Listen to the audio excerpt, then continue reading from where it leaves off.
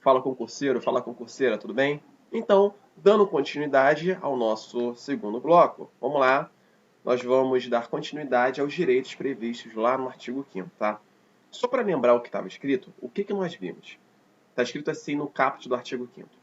Todos são iguais perante a lei, vírgula, sem distinção de qualquer natureza, garantindo-se aos brasileiros e aos estrangeiros residentes no país a inviolabilidade ao direito à vida, liberdade, igualdade, segurança e propriedade. Beleza. Nós já vimos o que é o direito à vida, nós já vimos o que é o direito à igualdade, agora nós vamos dar início ao direito à liberdade. Tudo bem?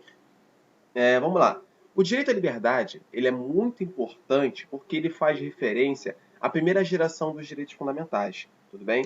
E quando nós observamos o nosso artigo 5º, o direito à liberdade ele está previsto no inciso 2º da Constituição, lá do artigo 5º, tudo bem? Porque ele vai justamente falar assim: ninguém será obrigado a fazer ou deixar de fazer alguma coisa senão em virtude de lei. Este princípio ele é consagrado como liberdade de ação ou também, para algumas doutrinas, é dito como princípio da legalidade.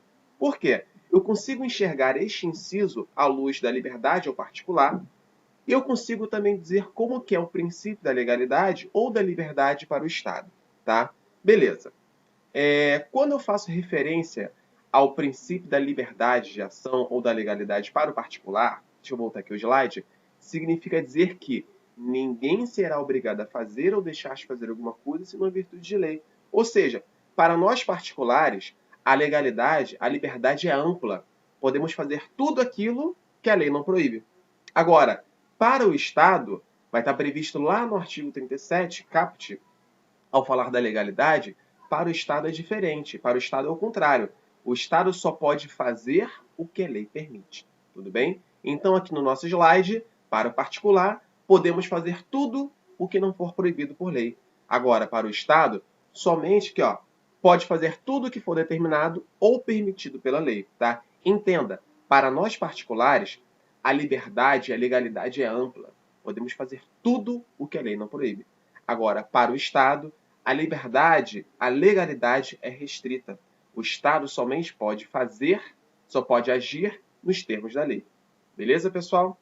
Dando continuidade, mais uma espécie, mais uma sequência do direito à liberdade que nós temos na nossa Constituição é o direito de liberdade de locomoção, que vai estar previsto no inciso 15, que ele fala o seguinte: é livre a locomoção no território nacional em tempo de paz. Perceba, é livre a locomoção no território nacional em tempo de paz, podendo qualquer pessoa, nos termos da lei, nele entrar, onde? No nosso território nacional. Então, qualquer pessoa pode entrar, pode permanecer e pode sair dele com seus bens. Então, neste inciso 15, eu vou bater em dois termos aqui, tá? Em tempo de paz e qualquer pessoa poder entrar, permanecer e sair do país com seus bens. Tudo bem? Vamos lá. A primeira situação está prevista aqui no artigo 137 e 139, ao falar sobre o estado de sítio. Olha o que está escrito no caput do artigo. O presidente da República pode, ouvidos o Conselho da República e o Conselho de Defesa Nacional, solicitar ao Congresso Nacional a autorização para decretar estado de sítio nos seguintes casos. Vinícius, o que é um estado de sítio? Bom, os incisos do artigo 137 vão dizer, tá? Olha, por exemplo, o inciso 2º, declaração de estado de guerra ou resposta à agressão armada estrangeira. Entendeu? Então, nas situações previstas como estado de sítio, é possível sim haver justamente a decretação do estado de sítio. E olha o que diz o artigo 139. Olha as consequências do estado de sítio. Na vigência do estado de sítio, decretado com fundamento no artigo 137 primeiro, que é o caso da comoção grave de repercussão nacional ou ocorrência de fato que comprove a ineficácia de medida tomada durante o estado de sítio, só poderão ser tomadas contra as pessoas as seguintes medidas. Dentre as medidas listadas lá no artigo 139, olha o inciso 1º, obrigação de permanência em localidade determinada. E outra possibilidade, aqui prevista no artigo 260, parágrafo 4º do Código de Trânsito Brasileiro. Porque ele vai falar o seguinte, olha só, o que nós vimos? Qualquer pessoa pode entrar, permanecer e sair do país, do território nacional com seus bens. Correto? Beleza. Observa agora o seguinte, olha o parágrafo 4º. Quando a infração for cometida com um veículo licenciado no exterior, em trânsito no território nacional, a multa respectiva deverá ser paga antes de sua saída do país, respeitado o princípio da reciprocidade. Tá? Beleza. Vinícius, o que seria isso? Tá. Uma das condicionantes para que você possa sair do território nacional é você quitar suas dívidas com o Estado. Tá? Então entenda, por mais que a Constituição ela garanta a liberdade de locomoção no território nacional, em tempo de paz, podendo qualquer pessoa entrar, permanecer e sair do país com seus bens, entenda, você não pode simplesmente entrar no país, fazer o que você quiser e sair como se nada tivesse acontecido. Caso você pratique algum tipo de infração, você vai ter que responder por elas, seja de natureza administrativa, natureza penal, tudo bem? Então, beleza. Por outro lado, caso essa sua liberdade de locomoção, também chamada de direito ambulatorial, ela seja restringida, seja cerceada por alguma ilegalidade ou por um abuso de poder, é cabível um remédio constitucional chamado habeas corpus. Tudo bem? Que vai estar previsto aqui no nosso inciso 68 da Constituição, artigo 5º da Constituição, perdão, que fala assim: conceder-se habeas corpus sempre que alguém sofrer ou se achar ameaçado de sofrer violência ou coação em sua liberdade de locomoção por ilegalidade ou abuso de poder, tá? Perceba que você pode impetrar um habeas corpus quando alguém sofrer essa violência ou quando alguém se achar ameaçado de sofrer a violência ou coação à sua liberdade de locomoção, tudo bem? Agora observe que, desde que seja por ilegalidade ou abuso de poder. Outra forma também, outra vertente do direito à liberdade que nós temos é a liberdade de pensamento. Por quê? No inciso 4º do artigo 5º da Constituição, vai estar previsto assim: é livre manifestação do pensamento, sendo proibido o anonimato. Tá? É livre a manifestação de pensamento. Você pode muito bem manifestar, dizer o que você pensa. Entretanto, por que é proibido o anonimato? No primeiro motivo é porque, se eu for responder, eu tenho que saber a quem eu vou responder, correto? Se eu for responder, bom, eu não vou responder por acaso? Não, eu vou responder para a pessoa que manifestou este pensamento. Agora, num segundo momento, eu tenho que saber também quem se manifestou para, caso ela tenha cometido ali um crime contra a honra, a exemplo de uma calúnia, injúria ou difamação, que ela seja punida por isso, tá? Então, a proibição do anonimato tem a ver com a responsabilização dessa pessoa, seja de âmbito civil ou criminal, tudo bem? Além de que é assegurado direito de resposta proporcional ao agravo, além da indenização por dano material, moral ou à imagem, tudo bem? Mas um detalhe segundo o entendimento do STF, a denúncia anônima ela até pode ser utilizada como comunicação de crime, mas ela não pode ter um amparo legal para a instauração de inquérito e muito menos de condenar uma pessoa. Por quê?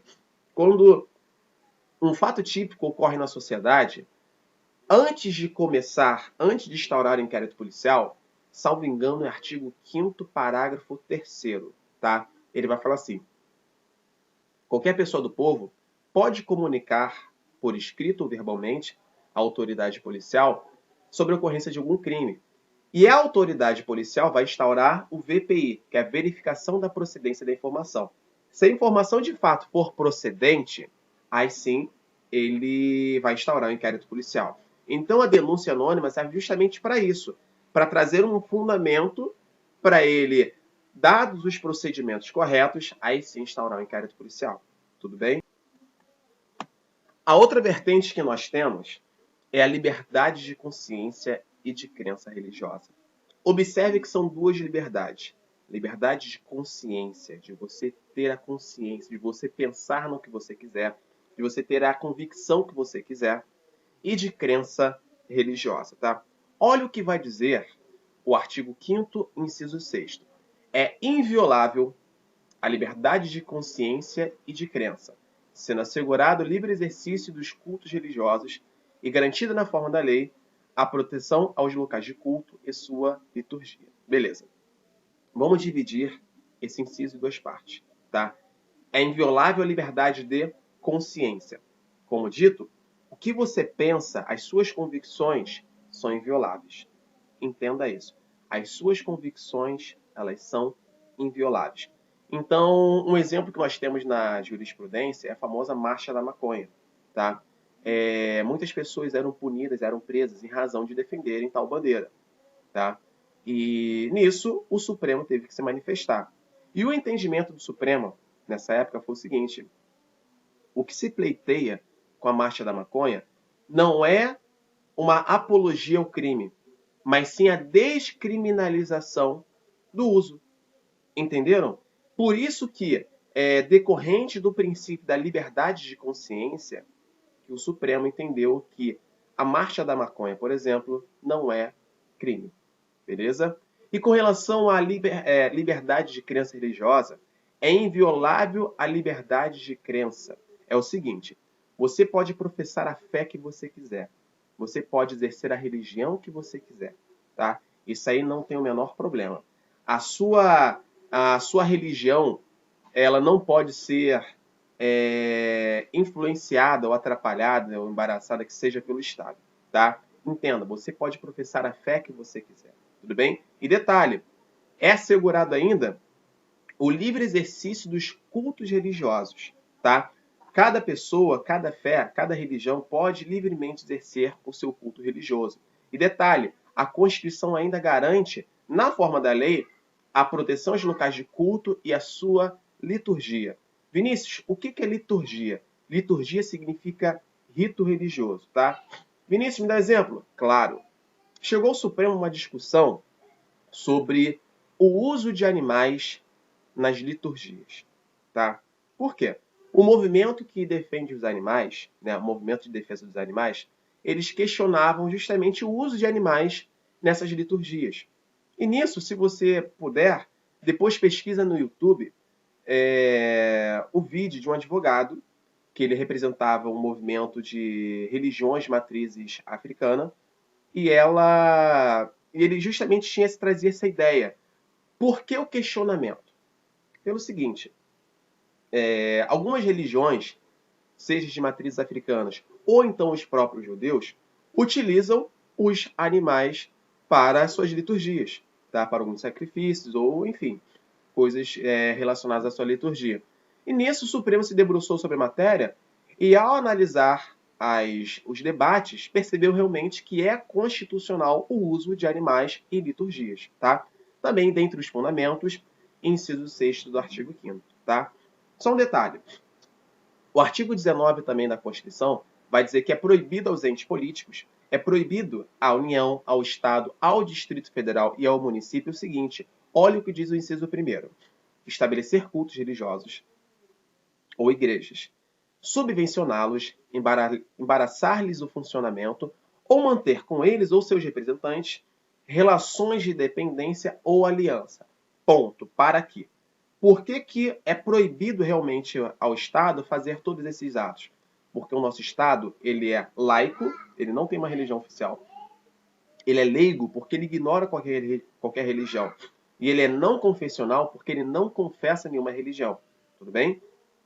E, ressalvada na forma da lei, a colaboração de interesse público. O que seria a colaboração de interesse público? É o seguinte, aqui em Nova Iguaçu, falo de Nova Iguaçu, aqui em Nova Iguaçu teve uma chuva de granizo.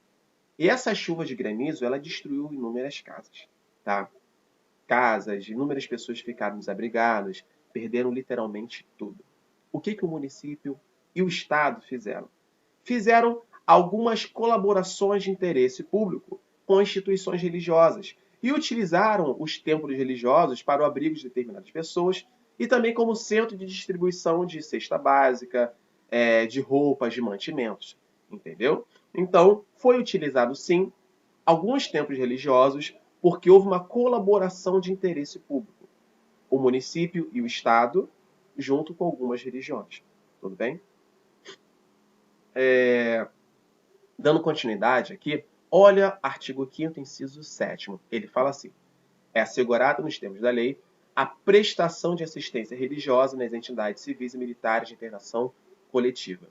Eu me recordo de um caso que aconteceu aqui no estado do Rio de Janeiro, que teve um policial militar, um sargento que foi preso, e ele estava no presídio, né, na prisão lá da Polícia Militar, e ele solicitou ao diretor do presídio a assistência do seu pai de santo. E o diretor fez um show falando: não, aqui macumba eu não quero aqui dentro não. Não tem essa não. Se você quiser tem padre e pastor. Ele falou assim pro policial que estava preso.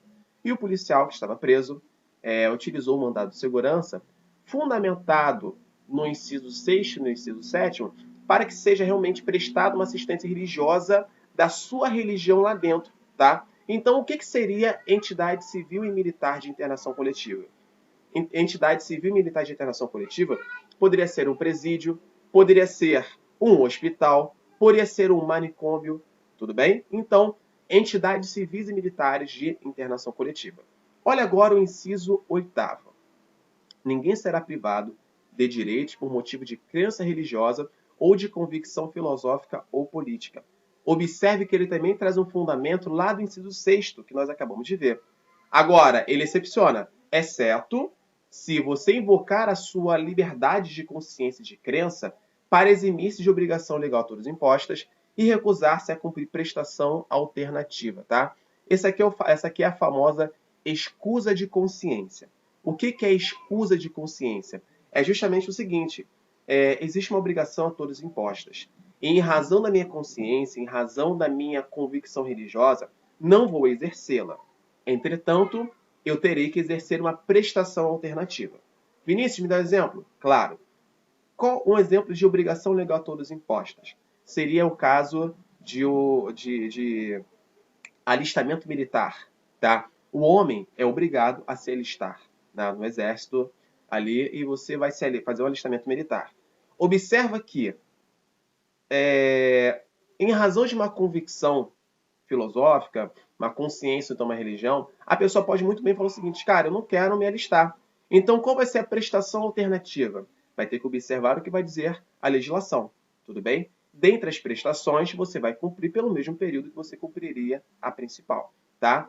Agora, só destaco o seguinte: como regra, você não é obrigado a cumprir, salvo se você invocar essa escusa de consciência para eximir-se de obrigação legal a todas impostas e também você se recusar a cumprir a prestação alternativa. Tudo bem? Agora destaco o artigo 15, inciso 4º da Constituição. O artigo 15 ele fala o seguinte: é proibida a cassação de direitos políticos, cuja perda ou suspensão só se dará nos casos de... Olha o que diz o inciso 4º do artigo 15. Recusa de cumprir a obrigação a todas impostas ou prestação alternativa nos termos do artigo 5º, inciso 8º. Beleza, pessoal? Então, tranquilo. Continuando. Liberdade de reunião. Vamos lá. O inciso 16 fala o seguinte: todos podem reunir-se. Então, nós temos aqui a liberdade de reunião. Entretanto, na leitura desse inciso, nós vamos ver inúmeros detalhes, tá? Todos podem reunir-se. Beleza. Primeiro requisito: pacificamente. Segundo, sem armas. Terceiro, em locais abertos ao público. Quarto, independentemente de autorização. Quinto, desde que não frustrem outra reunião anteriormente convocada para o mesmo local. Sexto, sendo apenas exigido o prévio aviso à autoridade competente. Vinícius, por quê? Entenda. A liberdade de reunião é uma expressão dos direitos e deveres coletivos. Tá? Por ser um direito teu, você pode muito bem fazer uma reunião. Tá? Eu posso fazer uma reunião na Avenida Brasil? Pode. Vinícius, me dá um exemplo de reunião? Claro. Dentre as características dos direitos fundamentais, nós vimos a complementariedade. os direitos se complementam. Então, eu posso exercer um direito de reunião com liberdade religiosa. Posso? Pode. Um exemplo, uma procissão de uma igreja, de um centro, tá? O que é uma procissão? É justamente um direito de reunião que está em locomoção, exercendo também uma religião. Tudo bem? Então é possível? Sim. Outro exemplo, é possível fazer greve na Avenida Brasil? Sim.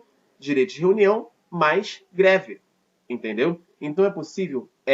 Lembre-se que você não precisa pedir autorização. Entretanto, é exigido o prévio aviso à autoridade competente. Por que você vai previamente avisar apenas? Por quê? Porque a autoridade competente, ela tem que garantir o exercício do seu direito. Entendeu? Então, como que ela vai fazer? Cara, se você quer fazer o direito de reunião na Avenida Brasil, ele vai falar o seguinte, olha, você vai pegar o quê? A pista do canto? Beleza, são 2 faixas. Das 2 faixas, uma faixa vai ser tua, outra faixa para garantir a liberdade de locomoção das pessoas. Tudo bem? Qual vai ser o trecho que você vai percorrer? Vai ser estático ou vai ser em locomoção? Outro detalhe aí, direito de reunião pode ser estático, parado ou em locomoção. Beleza? Então, é exigido o prévio aviso justamente para o Estado garantir o livre exercício do seu direito. Tudo bem? Então, aqui, algumas condicionantes, né, os requisitos da liberdade de reunião, que acabamos de conversar. Se você quiser, dá um print aí na tela e anota no seu material. Dando continuidade, é possível haver uma restrição ao direito de reunião? Sim.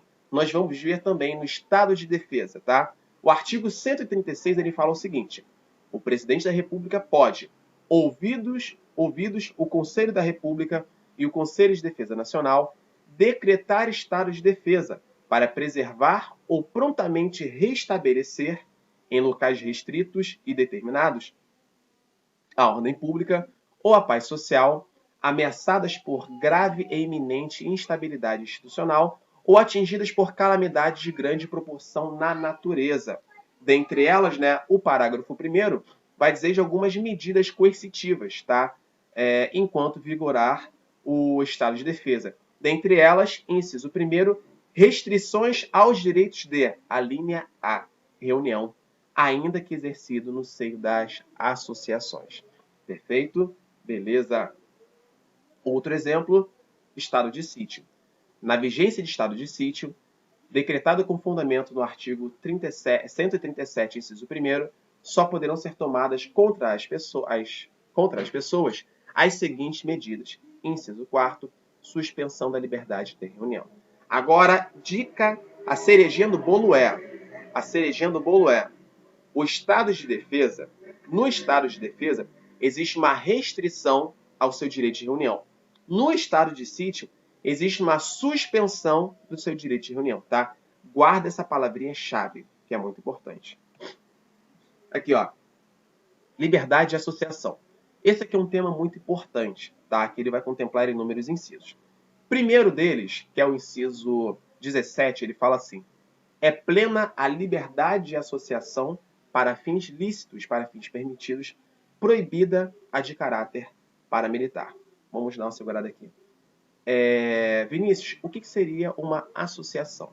O Código Civil vai dizer que a associação nada mais é do que uma reunião de pessoas que não possuem um fim lucrativo, tá? Então, dentre as associações, elas podem ter finalidades sociais, culturais, políticas, religiosas, tudo bem? Detalhe, ela só não pode ter fins lucrativos. Isso não quer dizer que ela não vá cobrar certos valores módicos a título de manutenção, tá? Mas entenda, é um valor módico justamente para ajudar no custeio. Não são fins lucrativos, tá? Proibida de caráter paramilitar. Beleza? Olha o inciso 18. A criação de associações. E na forma da lei, a de cooperativas. Segura aí. Vinícius, qual é a diferença de associação para cooperativa? A associação, como já dito, é uma reunião de pessoas com fins não lucrativos. Agora, a cooperativa é uma reunião de pessoas com finalidade lucrativa. Beleza? Vinícius, pode me dar um exemplo? Claro. Cooperativa de táxi, cooperativa de van, cooperativa de mototáxi, cooperativa de serviços gerais. Beleza? E olha o detalhe. A criação de associação e de cooperativa independe de autorização. Agora, quando já criadas, também é proibido ao Estado a sua interferência. Ele não pode interferir no seu funcionamento. Beleza? Olha agora o inciso 20. Ninguém poderá ser compelido a associar-se ou permanecer associado. Por quê? Princípio da liberdade, dentre suas vertentes, nós temos a liberdade de associação. Olha o inciso 21. As entidades associativas, quando expressamente autorizadas, têm legitimidade para representar seus filiados judicial ou extrajudicialmente. Aqui um detalhe. As entidades associativas somente vão representar os seus filiados judicial ou extrajudicialmente quando expressamente autorizadas.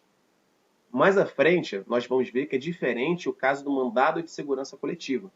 No mandado de segurança coletiva, as associações elas podem muito bem impetrar mandado de seguranças coletivos para seus associados, mas neste caso dispensa a autorização. Beleza? Aqui, ó. Por fim, inciso 19, as associações somente poderão ser compulsoriamente dissolvidas ou ter suas atividades suspensas por decisão judicial, exigindo-se no primeiro caso. Qual é o primeiro caso? Compulsoriamente dissolvidas, o trânsito em julgado. Então, anota aí, por favor, no seu material que na suspensão das associações basta uma decisão judicial e na dissolução tem que ser decisão judicial mais o trânsito em julgado. Vinícius, o que é o trânsito em julgado? É quando não comporta mais recursos. Beleza? Aqui agora, direito à propriedade. Beleza. A propriedade é o seguinte, o que é propriedade nos termos do Código Civil? Propriedade é a faculdade que uma pessoa tem de usar, gozar e dispor de um bem. Tá? Beleza. Justamente em cima disso, olha o que fala o inciso 22. É garantido o direito de propriedade. Então, a sua propriedade pode dizer tanto os bens móveis quanto imóveis, assim como os bens materiais e imateriais. Beleza. É possível ver restrições ao direito de propriedade? Sim, é bem possível ver uma restrição ao direito de propriedade, tá? E nós vamos ver justamente agora. Vinícius, dá alguns exemplos? Claro. Olha o que diz o inciso 23. A propriedade atenderá à sua função social. Por quê, Vinícius? Me dá um exemplo? Com certeza. Olha só. O que é função social? A função social é justamente para que serve essa propriedade à sociedade. Você compra um terreno, mas simplesmente abandona. Qual é a finalidade desse terreno para a sociedade? Um terreno baldio. Então, por ser um terreno baldio, você está dando margem a quê? Ao uso capião. Tá? É possível sim haver o uso capião desta propriedade, já que você não exerce a função social desta propriedade. Tudo bem? Os incisos 24 e 25 também trabalham com algumas formas de perda dessa propriedade. Tá? O primeiro caso é por desapropriação e o segundo caso é a famosa requisição administrativa. Tá? Vamos a cada uma delas. Deixa eu ver se eu coloquei aqui. Não, deixa eu voltar para cá. Vamos lá, beleza. A lei estabelecerá o procedimento para desapropriação. E ele fala por necessidade ou utilidade pública. Ou ainda por interesse social, mediante justa e prévia indenização em dinheiro. Ressalvados os casos previstos nesta Constituição que nós vamos ver um pouco à frente. Tá?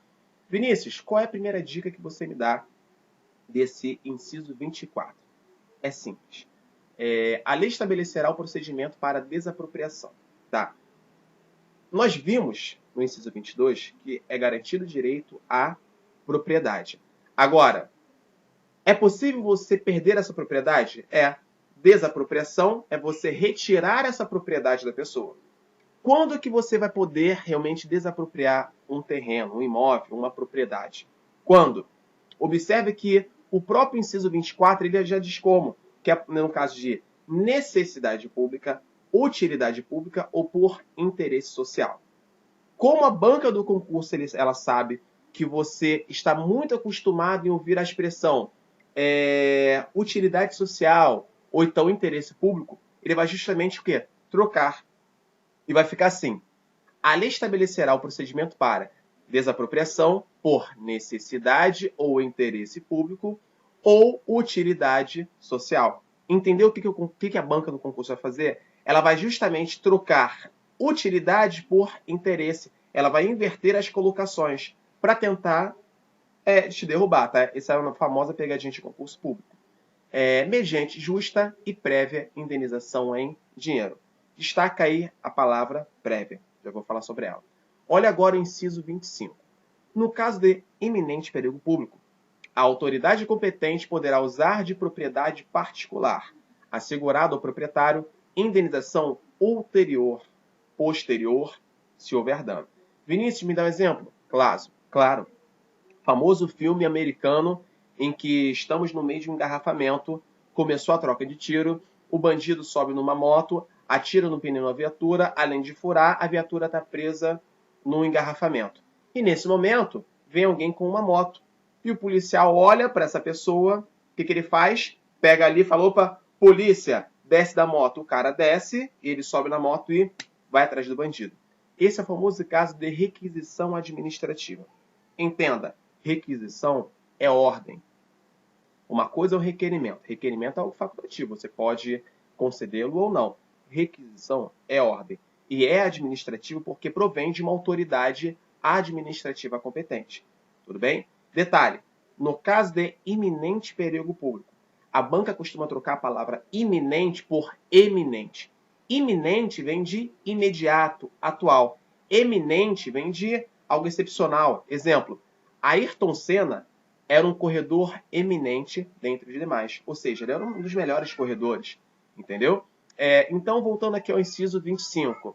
No caso de iminente perigo público, a autoridade competente poderá usar de propriedade particular, assegurado ao proprietário, indenização ulterior, se houver dano. Agora, se ele devolver em perfeito estado, não tem o porquê de haver indenização. Beleza? Desapropriação por interesse público, né? Aqui ele está abordando em sentido amplo. Já vimos que é por necessidade, utilidade pública ou por interesse social, mediante justa e prévia indenização em dinheiro. E agora, nós vamos trabalhar com as diversas formas de desapropriação previstas na Constituição, tá? A primeira que eu faço referência a você está no artigo 182, parágrafo 4º da Constituição. E ela versa sobre o seguinte. Ela fala que existe um proprietário que ele tem um determinado bem. E esse bem não está sendo utilizado. Ele está simplesmente abandonado. Imagine dentro da cidade ter um terreno baldio. Como que seria esse terreno baldio dentro de uma sociedade?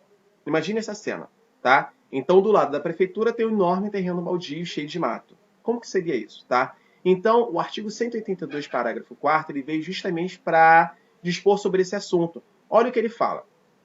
É permitido ao poder público municipal, mediante lei específica para a área incluída no plano diretor, exigir, nos termos da lei federal, do proprietário do solo urbano não edificado, subutilizado ou não utilizado, que promova o seu adequado aproveitamento sob pena de sucessivamente, aí ele vai falando, ó, parcelamento ou edificação compulsória. Primeiro caso é o quê?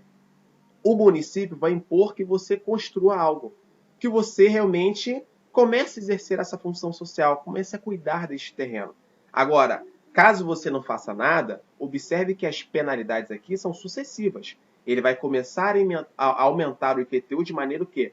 Progressiva no tempo, tá? IPTU progressivo no tempo. E o terceiro inciso é o quê? Se você não fizer nada, vai haver a desapropriação com pagamento mediante título da dívida pública, de emissão previamente aprovada pelo Senado Federal, com prazo de resgate de até 10 anos para receber, em parcelas anuais, iguais e sucessivas, assegurados o valor real da indenização e os juros legais. Beleza? Outra hipótese de desapropriação que nós temos na Constituição está prevista no artigo 184, que ela fala o seguinte: compete à União desapropriar por interesse social para fins de reforma agrária, tá? O imóvel rural que não esteja cumprindo sua função social, mediante prévia e justa indenização em títulos da dívida agrária. Beleza? Então, já estamos vendo que a desapropriação vai ser, a regra vai ser necessidade, utilidade pública ou por interesse social. Vimos em seguida que a desapropriação sanção, que é aquela em que a pessoa que tem uma determinada propriedade que não está utilizada, subutilizada ou não edificada, nós temos as penalidades sucessivas que o município, ao final, pode muito bem desapropriar esse bem. Agora, nós estamos na desapropriação para fim de reforma agrária, tá? Que é aquela focada no interesse social. Detalhe, o pagamento, a indenização, vai ser prévia, justa, indenização em título da dívida agrária. Beleza? E, por fim, nós temos a famosa desapropriação confiscatória. Essa aqui, a doutrina também chama de expropriação, né? Por quê? Olha o artigo 243, olha o que ele fala.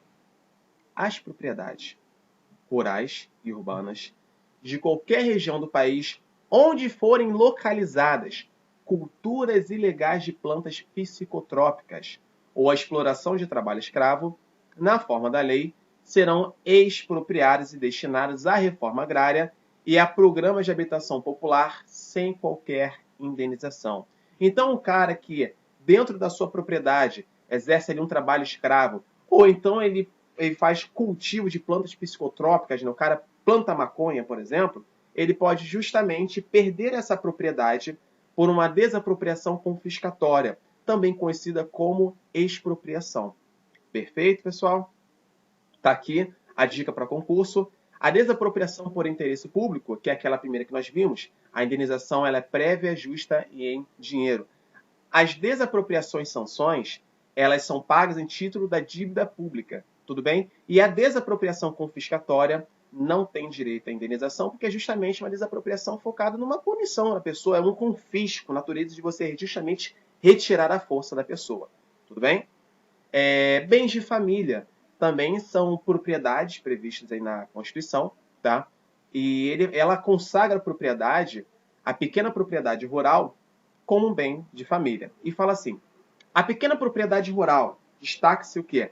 Pequena propriedade rural. Não é qualquer propriedade rural, é a pequena propriedade rural. E essa propriedade rural só é considerada pequena porque ela foi assim definida nos termos da lei. Tudo bem? Mais um detalhe, mais um requisito. Desde que trabalhada pela família. Ou seja, é uma pequena propriedade rural. Pequena propriedade rural. E ela é pequena porque a lei assim a define. Desde que seja trabalhada pela família. Olha só. Não será objeto de penhora para pagamento de débitos decorrente de sua atividade produtiva. Imagine o seguinte, uma pequena propriedade rural trabalhada pela família.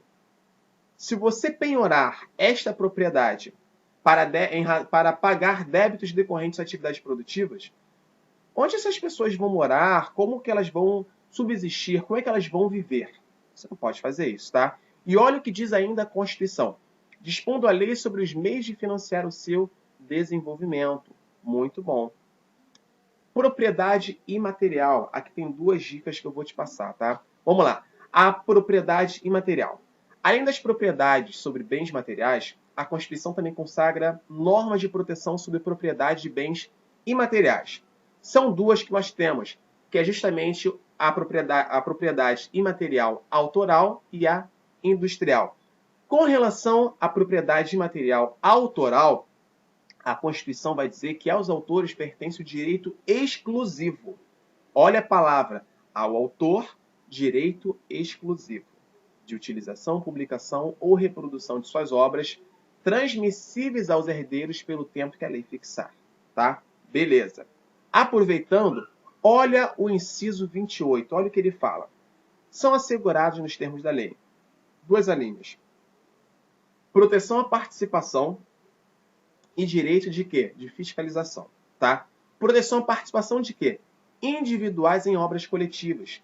E a proteção à participação às reproduções da imagem e voz humana, inclusive nas atividades desportivas. E detalhe, justamente por haver uma proteção à participação que é assegurado o direito à fiscalização do aproveitamento econômico dessas obras, tá? Então, você vai perceber que o inciso 28, ele trabalha de mãos dadas. A pessoa que participar de uma obra dessa também tem direito a fiscalizar o aproveitamento econômico. Por quê? Ele tem direito a uma parte. Beleza? Olha só, inciso 29. A lei assegurará aos autores de eventos industriais privilégios temporários para a sua utilização, bem como proteção às criações industriais, à propriedade das marcas, aos nomes das empresas e a outros signos distintivos, tendo em vista o interesse social e desenvolvimento tecnológico e econômico do país. Então, perceba, aos autores, vamos lá, aos autores o direito exclusivo. Agora, quando for uma criação industrial, é um privilégio temporário. Beleza? Direito à herança. Perfeito. Gente, olha só. De nada iria adiantar realmente nós fazermos toda uma proteção ao direito de propriedade se justamente quando chegar no momento de transferência dos bens em razão da herança, né, a transmissão dos bens em razão dessa sucessão, você não proteger o herdeiro. Entendeu? Então, olha só. O inciso 30, ele fala assim, é garantir o direito de herança. Beleza. Herança é considerado um bem, tá? E essa sucessão de bens, agora olha o seguinte, imagine que um determinado estrangeiro tem alguns bens no país. Como que fica a sucessão desses bens que estão situados no país, só que esses bens são de propriedade de um estrangeiro? Entenda o seguinte, se os bens estão situados no país, a lei brasileira ela deve ser aplicada. Se está dentro do território nacional, a lei do território nacional é aplicada. E é o que vai dizer o inciso 31. Olha só. A sucessão de bens de estrangeiros situados no país será regulada pela lei brasileira, sempre em benefício do cônjuge ou dos filhos brasileiros, sempre que não lhe seja mais favorável a lei pessoal do decúbito. Então, como regra, aplico a lei da situação dos bens, a lei de onde se encontram os bens. Agora, se a lei exterior, se a lei do decúbito, se a lei do morto, do falecido, for mais benéfica ao cônjuge e aos filhos brasileiros, aplica-se a lei estrangeira. Beleza, pessoal? Então, é isso aí. Até a próxima. Fechamos o nosso segundo bloco. Beleza? Tamo junto. Até o próximo bloco. Um abraço.